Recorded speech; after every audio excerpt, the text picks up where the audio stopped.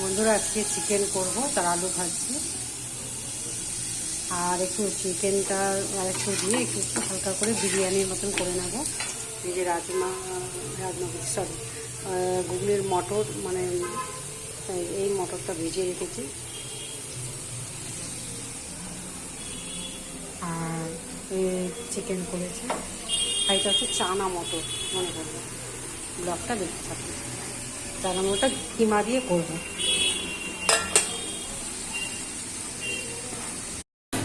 এখানে পেঁয়াজ ভাজা বসিয়েছি, আলু ভাজা হয়ে গেছে।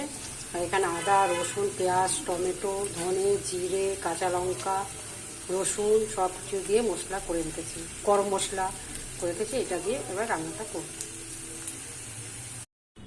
বন্ধুরা এই নিম পাতা নিয়েছি, নিম পাতা, ভাজা ভাত, আর এখানে একটু হালকা করে বিরিয়ানির মতন করেছি।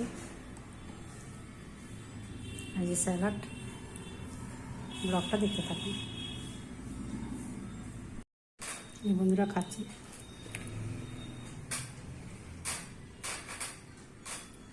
দুপুরের খাবার, ব্লগটা দেখতে থাকুন। বিউলির ডাল আর চাল ভিজিয়ে রেখেছিলাম, ওই দিয়ে এই যে ইয়ের মতন করলাম, পরোটার মতন, মানে ধোসা টাইপের একই পরোটা, না ধোসাই বলা চলে, তো এরকম করলাম।